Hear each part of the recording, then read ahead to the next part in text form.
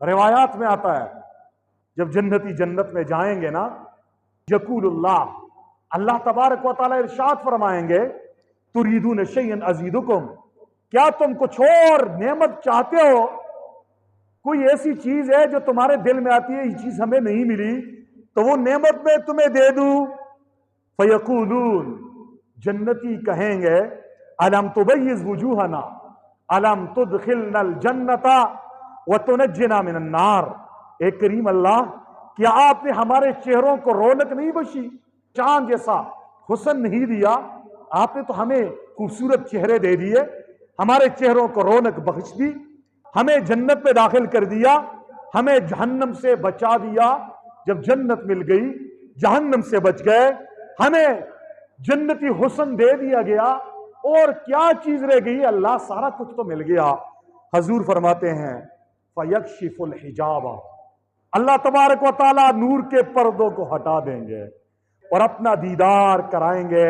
حضور فرماتے ہیں فَمَا أُوتُوا شَيْئًا أَحَبَّ إِلَيْهِم مِّنَ النَّظْرِ إِلَىٰ رَبِّهِمْ، فرمایا جنتیوں کو جتنی بھی نعمتیں عطا کر دی گئی ہیں ان میں سے کوئی نعمت ایسی نہیں دی گئی جو رب کے دیدار، محبوب کی ملاقات، محبوب کی زیارت سے زیادہ محبوب ہو۔ اور ایک روایت میں تو یوں آتا ہے اللہ تبارک و تعالیٰ پوچھیں گے جنت میں دے دی گئی، جنت کی حوریں دے دی گئی، جنت کے محلات دے دیے گئے، جنت کی جوانی دے دی گئی، دنیا میں بوڑھے تھے، بیمار تھے، اپاہج تھے، لنگڑے تھے، لولے تھے، اندھے تھے، کانے تھے، نابینے تھے، جسم میں فالٹ تھا، آج میں نے تمہیں جنتی وجود دے دیا، آپ کے جسم سے خوشبو آ رہی ہے، جنت کی خوشبو آ رہی ہے، یہ زمرد کے بنے ہوئے محلات دے دیے، یہ جنت کی مٹی تمہیں دے دی گئی، یہ انبیاء کرام کی رفاقت دے دی گئی، کیا کچھ اور چاہتے ہو؟ جنتی کہیں گے اللہ اور کیا چاہیے؟ اللہ تبارک و تعالیٰ فرمائیں گے ایک نعمت ایسی ہے جو میں آج دینا چاہتا ہوں۔ اللہ تبارک و تعالیٰ حضرت داؤد علیہ السلام سے کہیں گے میرے داؤد ذرا اٹھیے نا، تیری بڑی سریلی آواز ہے، بڑی پیاری آواز ہے۔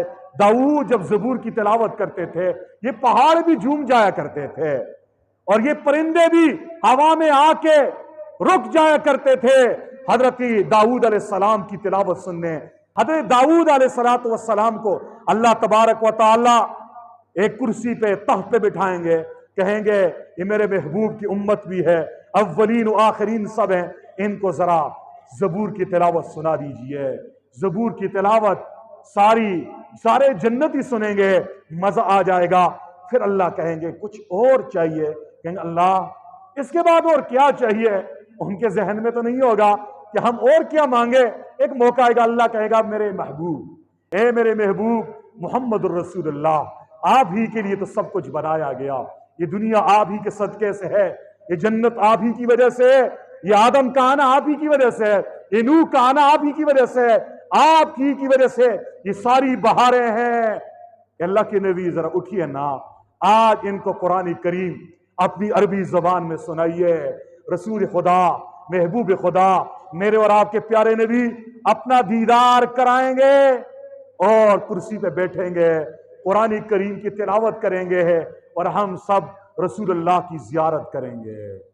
لیکن ایک جملہ کہنا چاہتا ہوں، حضور کے قریب سب سے زیادہ کون ہوگا؟ حضور نے فرمایا ہے جو میرے اوپر زیادہ درود بھیجے گا اس کا گھر جنت میں میرے گھر کے قریب ہوگا۔ جو حضور کی سنتوں پہ چلنے والا ہے یہ اگلی صفوں میں ہوگا، اگلی کرسیوں پہ ہوگا، یہ مہمان خصوصی کی نشستوں پہ بیٹھا ہوگا اور رسول خدا کی تلاوت سنے گا۔ پھر ایک موقع آئے گا اللہ کہے گا اور کچھ چاہیے؟ اولین و آخرین سارے کہیں گے، انبیاء بھی کہیں گے اللہ جس محبوب کے لیے، جس کے امتی بننے کی درخواست ہم کرتے تھے آپ نے اس کا دیدار کروا دیا ہے، اس کی تلاوت سنا دی ہے، اب کیا چیز رہ گئی ہے؟ تو اللہ تبارک و تعالی پردے کو ہٹا دیں گے اپنی شان کے مطابق۔ اللہ اپنی شان کے مطابق اہل جنت کو اپنا دیدار کرائیں گے۔ یہ ہمارا عقیدہ ہے، وَالرُّؤْيَةُ حَقٌّ لِأَهْلِ الْجَنَّةِ بِلَا کیفیت، کہ اہل جنت کے لیے دیدار خداوندی ثابت ہے، بغیر کیفیت کے ہوگا۔ کیسے دیکھیں گے؟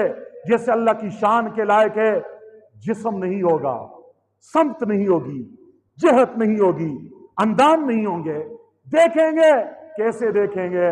اللہ سب کچھ پہ قادر ہے، دیدار کروا دے گا اور ہمیں محسوس ہو جائے گا کہ ہم اپنے رب کو دیکھ چکے ہیں۔ جنابی نبی کریم صلی اللہ علیہ وسلم کے ایک صحابی ہیں، اس کی روایت ہے، وہ فرماتے ہیں کہ ایک مرتبہ ہم رسول اللہ صلی اللہ علیہ وسلم کے پاس بیٹھے ہوئے تھے، رسول اللہ صحابہ کی جرمٹ میں یوں لگ رہے ہیں جیسے چودھویں کا چاند ستاروں کی جرمٹ میں ہے۔ فرمایا رات کا وقت ہے، آسمان پہ آسمان کا چودھویں کا چاند چمک رہا ہے، اور نیچے دھرتی پہ محمد الرسول اللہ آمنہ کا چاند چودھویں کے چاند جیسا اس کا چہرہ چمک رہا ہے۔ فرمایا رسول اللہ صلی اللہ علیہ وسلم نے آسمان کے چاند کو دیکھا اور پھر فرمایا میرے صحابہ، تم جب جنت جاؤ گے تم اپنے اللہ کو یوں دیکھو گے جیسے اس چاند کو دیکھ رہے ہو۔ فرمایا جیسے چاند دیکھنے میں کوئی دقت نہیں ہے، کوئی مشقت نہیں ہے، آسانی سے ہر آدمی چاند کو دیکھ لیتا ہے۔ فرمایا یوں ہی جنت میں جب تم چاہو گے کہ رب کا دیدار ہو جائے، بس ایسے ہی تمہیں دیدار ہو جائے گا، کسی قسم کی دقت اور مشقت نہیں ہوگی۔